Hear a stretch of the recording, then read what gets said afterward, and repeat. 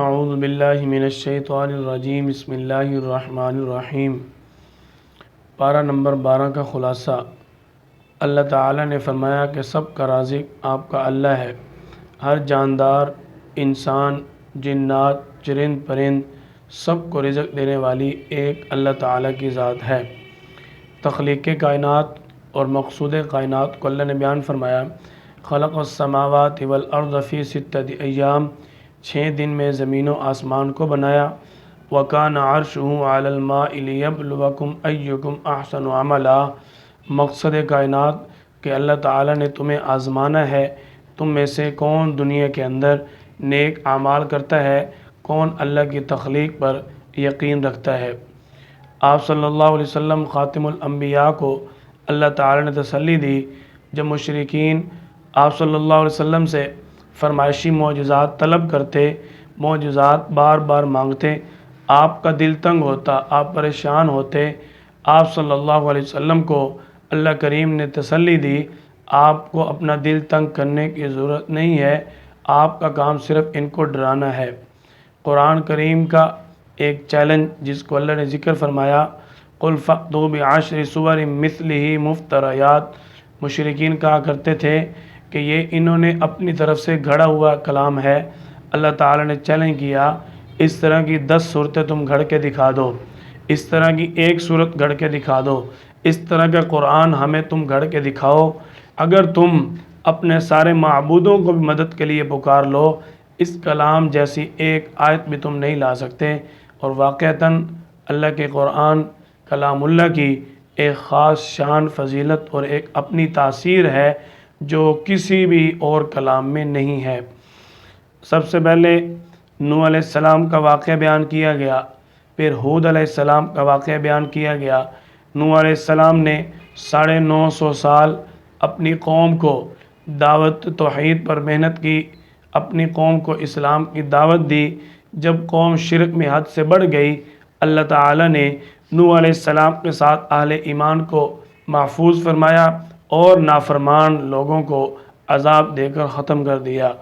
حضرت ہود علیہ السلام کی قوم کا واقعہ۔ حضرت ہود علیہ السلام کی قوم عاد انتہائی طاقتور قوم تھی۔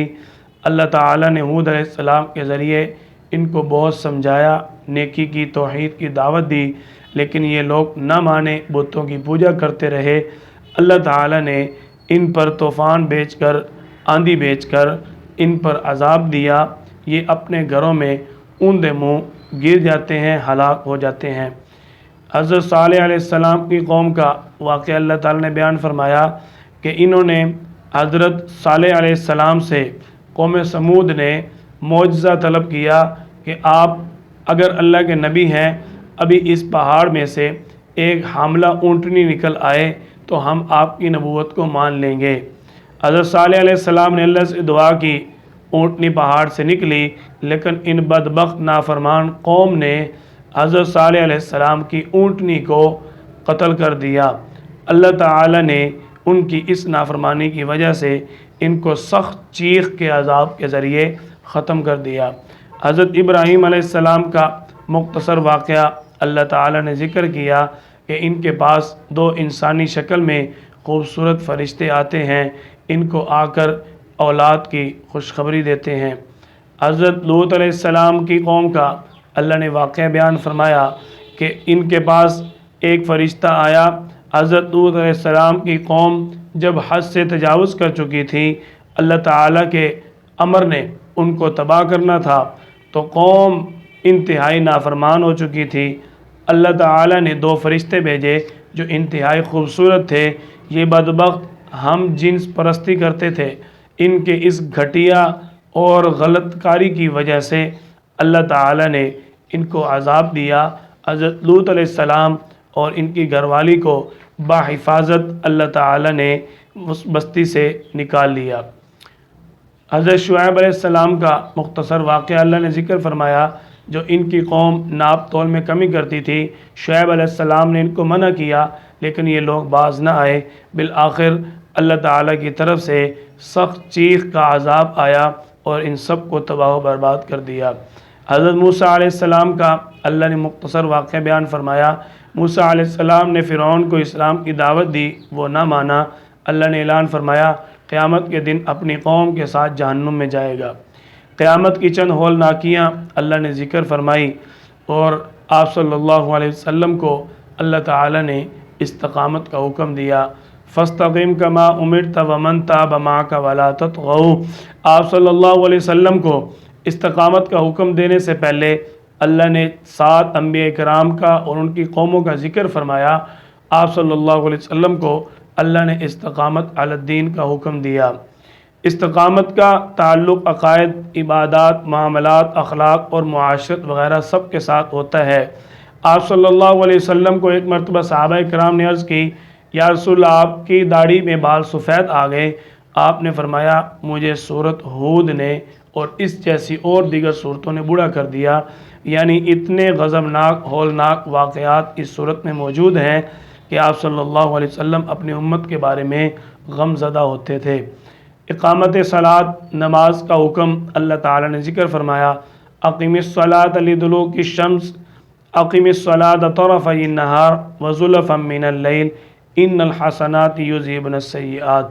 3 چیزیں بیان کی گئیں، نماز کے اوقات، نماز کو قائم کرنا، اور فرض نمازوں کو سنن، واجبات، مستحبات، آداب کا خیال رکھتے ہوئے ادا کرنا۔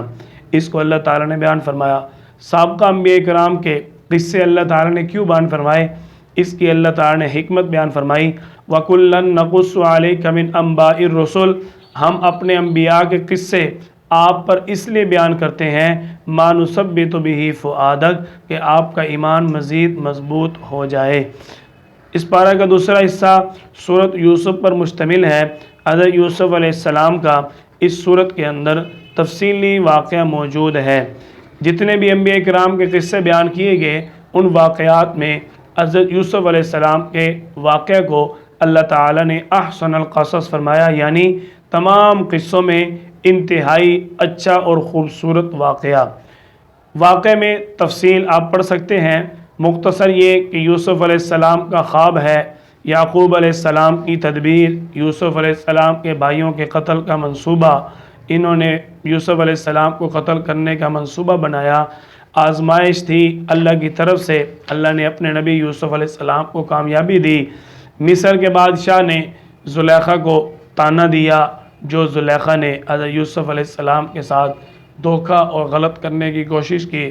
یوسف علیہ السلام کی دعا جس کے بدولت اللہ نے رہائی عطا فرمائی، اس کو ذکر کیا گیا۔ 2 قیدیوں نے جو خواب دیکھا، اس خواب کو اللہ نے بیان فرمایا۔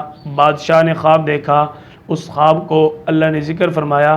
یہی خواب جب بادشاہ نے حضرت یوسف علیہ السلام کو سنایا تو یوسف علیہ السلام نے تعبیر بتائی، یہیں سے حضرت یوسف علیہ السلام کی رہائی کا سبب ہوا، اور حضرت یوسف علیہ السلام کو اللہ نے اپنی قدرت کاملہ سے قید سے نکال کر بادشاہت عطا فرمائی۔ اللہ تعالیٰ اپنے کام کرنے میں خود مختار ہیں، اپنی قدرت میں کامل اختیار رکھتے ہیں۔ اللہ کریم ہم سب کو اس عقیدہ توحید کو سمجھنے کی توفیق عطا فرمائے۔ وآخر دعوانا ان الحمد للہ رب العالمین۔